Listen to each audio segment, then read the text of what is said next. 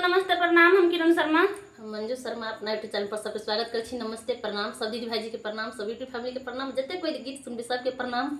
और हम दोनों देवरानी जेठानी जा रहा छी नचारी गीत गाब। अहाँ सब जरूर सुनब, कमेंट करके जरूर बताएब। बहुत प्यारा सा नचारी गीत है और अहाँ सब फुल वॉच करके सुनब, लास्ट तक गीत के सुनबी तब समझ पेबे। देखियो कि गौरी दाई के केहन नारद बर खोई दे छथिन कि हुनका सहर पड़े छथिन, केहन घर के रहे छथिन बेटी, और बहुत प्यारा सा नचारी गीत छे। केते दुख से कहू सासुर में रहे छथिन। बहुत प्यारा सा गीत है, अहाँ सब जरूर सुनब, कमेंट करके जरूर बताएब और ज्यादा से ज्यादा शेयर करो।